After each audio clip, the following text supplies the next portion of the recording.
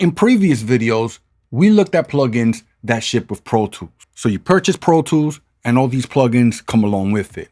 You might have to get an installer, but you don't have to pay an additional cost for the plugins. Today, we're going to look at an Avid plugin that you do have to pay for. We're going to be looking at their Fairchild 660 emulation and the 670 emulation. Okay, so let's listen to the loop that I have here, courtesy of Avid. Now we're going to look at the 660. Now, if you watch previous videos, you know I like to unlink the left and the right, and you do that by pressing this option here.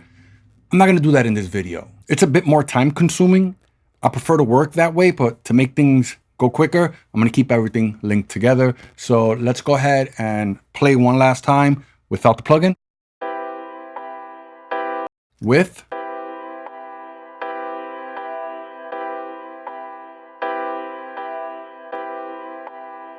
Oh, you could definitely hear that on that note. Now the time constant, which is your release, is on 2 by default. Let's set it to 1.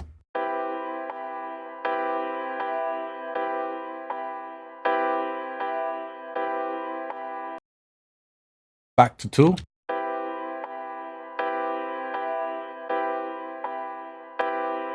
Let's make it a lot slower, meaning it's going to take a little bit more time to recover.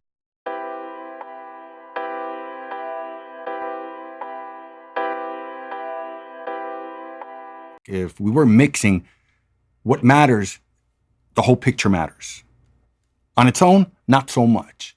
All right, so now we're going to take a look at the stereo version of the plugin. It's pretty much identical to the 660, except now we have this option here. Let's make sure that we are at factory default. I'm going to play the loop without compression, and when it comes back around, I'll turn it on.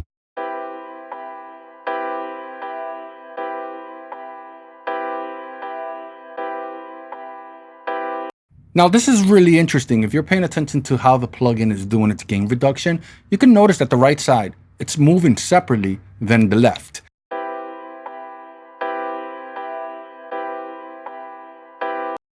That's awesome.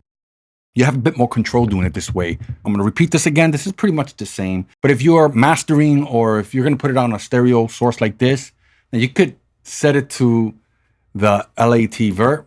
What ends up happening if there's a pretty loud transient, it's going to actually do more compression. So you got to keep that in mind. If you're doing like vinyl mastering or whatever, this is exactly where you want to be.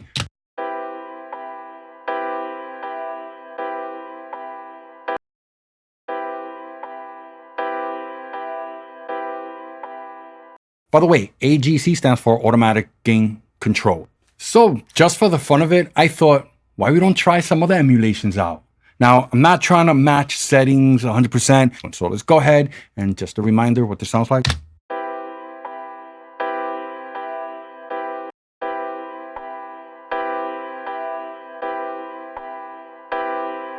So it's not doing the exact same thing as the other one did, although it's doing the Fairchild thing. Let's take it to number 2.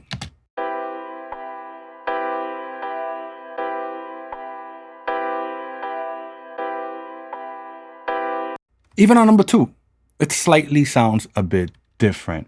They also have a stereo version of the plugin because this time around it has a link option. The other one, as far as I know, it does not right here, but we still have the left and we still have the LAT vert. So that's all the same. This one is a DSP version of the Fairchild plugin.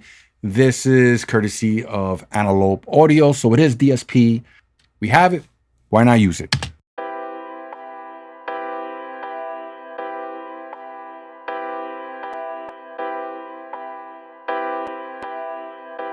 So let's go and put that release to 2.